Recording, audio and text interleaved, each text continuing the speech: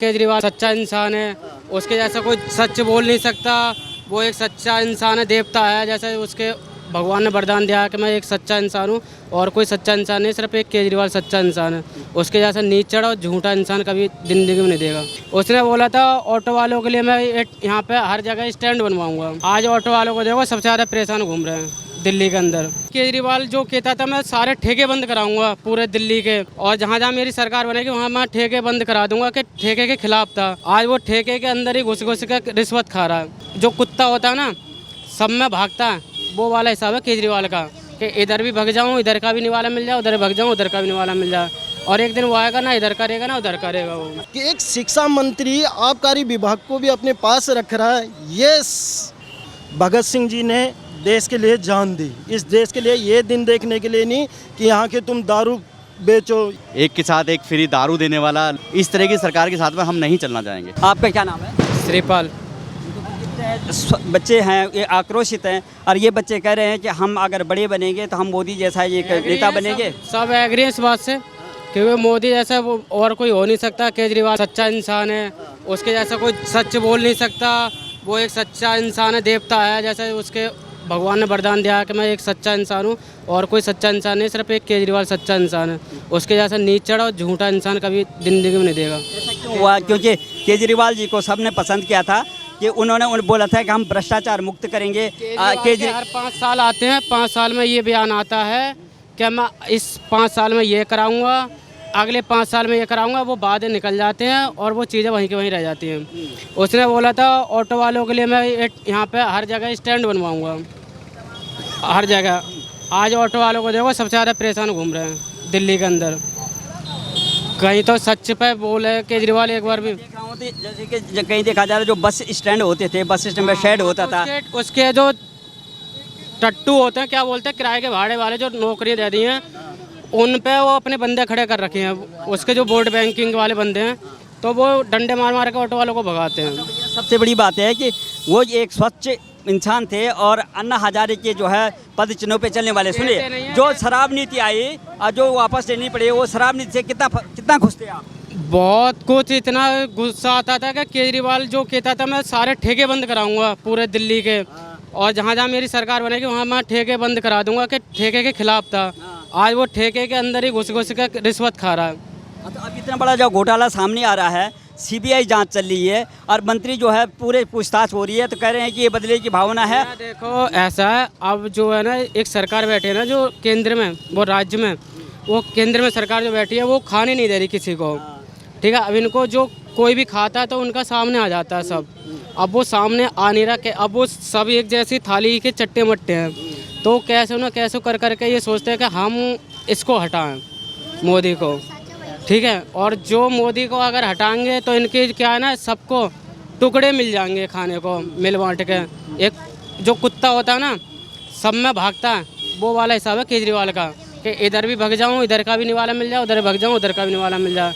और एक दिन वो आएगा ना इधर करेगा ना उधर करेगा। वो सबसे बड़ी बात है कि अगर वो पूछताछ जब हो रही है इनके मंत्रियों पे, इनके विधायकों पे जो पूछताछ हो रही है, वो कह रहे हैं कि हम भगत सिंह के जो है अनुयायी हैं। अब भगत सिंह जो है एक कहाँ था, भगत सिंह कहाँ थे, ठीक है। भगत सिंह जैसे कभी ज़िंदगी में कोई एक भी पैदा नहीं हो सकता इंसान, और ये केजरीवाल बोला कि हम भगत सिंह के वो हैं पैदाश, ठीक है। ये केजरीवाल हो सकता है भगत सिंह के औलाद, क्योंकि भगत सिंह एक महान इंसान थे। भगत सिंह के साथ एक क्रांतिकारी, एक स्वतंत्रता सेनानी के साथ तुलना करना ऐसे भ्रष्टाचारियों का, वो एक कलंक है देश के नाम पे। और ये देश का जो वो होता है ना कि घुन लग जाता है गेहूँ में, वो घुन लग चुका है। ये कोई देश का वो नहीं है नागरिक, और ना देश के लिए कुछ कर सकता है। ये सिर्फ एक इल्ज़ाम लगा सकता है एक दूसरों पे।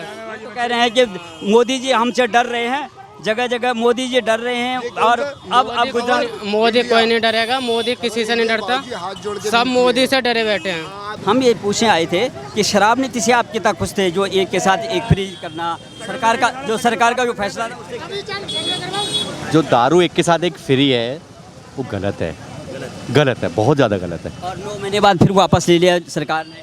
अब जांच चल रही है तो वो कह रहे हैं कि हम भगत सिंह के जो है ये अनुयायी हैं, क्या भगत सिंह के एक स्वतंत्रता सेनानी के साथ अपनी तुलना करना, जिसमें कि बहुत बड़ा गड़बड़ घोटाला है और जिसमें भ्रष्टाचार हुआ, स्वतंत्रता सेनानियों को जो है उसके साथ जो है तुलना करना ये ठीक है क्या? नहीं ठीक, नहीं ठीक नहीं था, नहीं ठीक। जो शराब आई और ये शराब जो शराब शराब है वो बहुत गंदी शराब है, और एक के साथ ये सरकार मतलब पब्लिक को एक गलत राह पर ले जा रही है। इस चीज़ के हम बहुत खिलाफ हैं और लोग बाग इससे बहुत ज़्यादा बीमार भी हो रहे हैं। केजरीवाल जो है एक भ्रष्टाचार मुक्त के लिए जो शासन देने की बात हुई थी, लोगों ने विकल्प चुना था कि बीजेपी और कांग्रेस में से एक तीसरा फ्रंट, एक स्वच्छ फ्रंट खड़ा हो रहा है, अन्ना हजारे की जो है पदचिन्हों पे चलेंगे, और उन्होंने बोला था कि हम पूरे देश को जो है नशा मुक्त करेंगे, और उन्होंने सबसे पहले जो है ये नीति लाई, 9 महीने बाद वापस दिया और उसमें भी बहुत बड़ा घोटाला हुआ। तो आपको क्या लगता है क्या है ये चरित्र क्या है, दोहरा चरित्र? सब ये राजनीति है, सब राजनीति है और सब इन्हीं की चाल है। एक के साथ एक फ्री दारू देने वाला, लोगों को नशे में, है ना, लोगों को नशे में करने के लिए भाई हम देखो, हम सही सरकार के साथ में, सही सरकार के साथ में और रहेंगे। इस तरह की सरकार के साथ में हम नहीं चलना चाहेंगे, सीधी बात तो है जी। वो कहते हैं कि जो अब सीबीआई जो जांच चल रही है, चाहे वो ईडी की जांच चल रही है, अब सीबीआई के घेरे में आ रहे हैं मनीष सिसोदिया जी, और मनी लॉन्ड्रिंग में जो है उनके स्वास्थ्य मंत्री जो है ये सत्येंद्र जैन अंदर बंद हैं। वो कहते हैं ये दोनों भगत सिंह हैं। अब भगत सिंह जो है स्वतंत्रता सेनानी, उनके साथ जो है उनकी तुलना होनी चाहिए। इनकी सीबीआई जांच हो रही है, उनकी बहुत सही हो रही है और जांच होनी भी चाहिए। ये बदले की भावना, मोदी जी डर गए हैं कि कोई नहीं, बीजेपी सरकार आना चाहिए, दिल्ली में बीजेपी सरकार बनना चाहिए। वो तो कह रहे हैं कि हमसे डर रहे हैं, अब मोदी जी गुजरात में हार रहे हैं ताकि हमारे मंत्री वहाँ जा जाएं, इसलिए जो आप पहले बीजेपी चाहिए दिल्ली के अंदर भी विकास होगा, बीजेपी करेगी, और कोई विकास नहीं कर सकता। आपके पड़ोस में जो है उत्तर प्रदेश है, यहीं पे ये बॉर्डर लगता है, तो यूपी में बाबा का किस तरह से जो है प्रभाव है? बहुत अच्छा हिसाब किताब है यूपी के अंदर। हम चाहेंगे बाबा का हिसाब किताब दिल्ली के अंदर भी हो, दिल्ली में होए। जी जी, बाबा को दिल्ली में भी ले आओ। आपका क्या कहना है? शराब नीति भी आप भी मेरे ख्याल से शराब से दुखी होंगे, अगर पीते भी होंगे तो गलत और सही आदमी आंकलन करता है। क्या लगता है आपको कि शराब जो आई थी, शराब नीति आई थी, उससे कितना देखो जी, साफ सीधी बात है, दिल्ली में जो दारू का चलन चला, ये हमारे देश के लिए बहुत बुरा था, गरीब लोगों के लिए तो बहुत ज़्यादा, कि जिनके वजह से लोगों के चूल्हे तक वो हिल गए थे, समझ लो। ये इतनी मतलब लोग देखे, जिस दारू पीना मतलब पीते हैं लोग, कोई भी नहीं, पर लोगों की इतनी वो ज़्यादा हो गई थी कि ठेके के आगे लेटना शुरू कर दिए थे। ठीक है, मतलब इतने बुरी हालत हो गए थे दिल्ली के लोगों को। तो ये जो दारू का वो था वो बहुत गलत था। ठीक है, कि वो सरकार का जो सरकार के मुखिया हैं अरविंद केजरीवाल जी, उनका क्या मन में आया इस बात का, क्योंकि वो तो एक स्वच्छ शासन देने की बात करके आए थे, भ्रष्टाचार मुक्त करने के, एक जो है नशा मुक्त जो है समाज देने की बात कर रही थी उन्होंने, जब अन्ना हजारे के साथ से वो निकले थे। तो अब ये क्यों हुआ, और उसमें भी फिर बाद में एक बहुत बड़ा जो है घोटाला सामने आया? आपको बताऊं, मैं कभी 49 दिन की सरकार जो उन्होंने कभी चलाई थी, मैं उनका मतलब इतना वो जिसे कहते हैं कि बहुत ही क्लोज हो गया था उनका, पर लेकिन 49 दिन के सरकार चलाने के बाद जो दिल्ली के बुरे हाल हुए कि उन्हें सत्ता मिल गई, सत्ता मिलने के बाद जो है कुछ मतलब मैं देख रहा हूँ, मतलब ये दिल्ली में हालत देख रहा हूँ कि अभी रोड आप यहाँ से चले जाओ, आज आप चले जाओ ये मयूर विहार मेट्रो स्टेशन तक, ठीक है, मतलब वो उलट जाते हैं, अपने ई रिक्शा उलट जाते हैं, रोडों के हाल बुरे हैं, मतलब वो केवल सत्ता पाने के लिए आए मेरे हिसाब से। उनका ये उद्देश्य था कि दारू में जो है ज़्यादा रेवेन्यू मिल जाएगा, लेकिन पब्लिक जनता का जो है स्वास्थ्य खराब करके किस तरह का जो है मुनाफा कमाना चाहते थे वो? अब वो पता नहीं क्या, अभी तक तो देखो वो तो कोर्ट में मामला चल ही रहा है, ठीक है, उसके विषय में ज़्यादा कहना ठीक नहीं होगा, वो तो हमारी न्यायपालिका बताएगी कि कैसे क्या हुआ है, उनका क्या वो मकसद था। बट लेकिन मेरे को भी समझ में नहीं आया कि एक शिक्षा मंत्री आबकारी विभाग को भी अपने हाथ ले रहा है, जो उन्होंने एक, ठीक है शिक्षा व्यवस्था सुधरी नहीं सुधरी वो बात की बात है, पर सबसे बड़ी उनकी ये है कि एक शिक्षा मंत्री आबकारी विभाग को भी अपने पास रख रहा है। ये ठीक है, यही खिचड़ीपुर था जहां वर्ल्ड डेलीगेशन बुलाया गया था, समझ सकते हैं आप शिक्षा की व्यवस्था दिखाने को। तो मुझे लग रहा है कि एक और डेलीगेशन यहाँ की दारू की व्यवस्था के लिए भी बुलाना चाहिए था कि हमने ऐसा कर रखा है, देखिए लोगों के बुरे हाल कर रखे हैं, समझ रहे हैं आप। तो ये चीज़ें उनकी। और सबसे बड़ी चीज़ है कि केजरीवाल जी ने अपने पास मंत्रालय नहीं रखे और सारे सिसोदिया जी को दे रखे हैं, और एक शिक्षा भी और आबकारी भी। ये क्या है बस। उसमें बहुत बड़ी धांधलीबाजी है, ईडी और ये सीबीआई जांच चल रही है। देखो ये तो अभी जांच चल रही है, जांच का विषय है, ठीक है। इसमें तो जब न्यायालय जो करेगा, और जो अभी चल रहा है प्रकरण तो चल ही रहे हैं, बार बार सीबीआई पूछ रही है। और इसके बाद तुलना करना, सुने, एक क्रांतिकारी से इधर आइए, एक क्रांतिकारी जो भगत सिंह जो है, जो एक स्वतंत्रता सेनानी थे, क्रांतिकारी थे, और स्वतंत्रता सेनानी भगत सिंह के साथ जो है उनकी तुलना करना, भ्रष्टाचारियों की तुलना करना, ये क्या देखो साफ सीधी बात है, एक इतने बड़े लेजेंड को और इनसे जोड़ना, जब तक हाँ ये चीज़ है कि कल ये साबित हो जाए कि निर्दोष है, उसके बाद जोड़ सकते हैं आप, उसके बाद।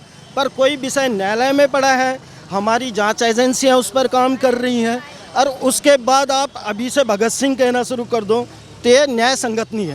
भगत सिंह किस क्रांति की बात करते थे? भगत सिंह ने जो हमारी दास्ता थी, जो हमारी गुलामी थी, उसको जो है मुक्त करने के लिए अब वर्तमान में क्या मोदी जी को क्या समझते हैं, ये गुलाम बना रहे हैं यहाँ पर कि अब इंटेंशन? मैं आपको बता दूं, भगत सिंह जी ने देश के लिए जान दी, इस देश के लिए, ये दिन देखने के लिए नहीं कि यहाँ के तुम दारू बेचो या ये करो, इसके लिए जान नहीं दी, इस देश को आगे बढ़ाने के लिए किया, ठीक है। अब बाकी अब मोदी जी की बात करें तो मोदी जी तो कर ही रहे हैं।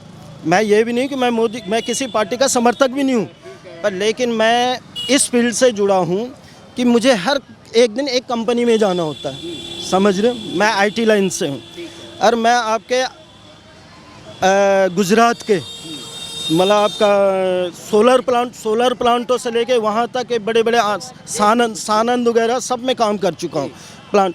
देख यार, यही तो डेवलपमेंट है। उससे आज एक गुजराती आपको दिल्ली में नहीं दिखेगा, ना आपको रिक्शा चलाते हुए दिखेगा, ना रोड लेबर का काम कर। क्यों? वो इतने सक्षम हो चुके हैं। अच्छा, आपने नर्मदा भी देखी गुजरात में, जो नर्मदा जी हैं, और अपने यहाँ की जो है यमुना का देखा आपने स्टेटस? अब शी जिनपिंग को जब झूला झुलाया था उन्होंने उसके साबरमती के किनारे, कितना अच्छा था।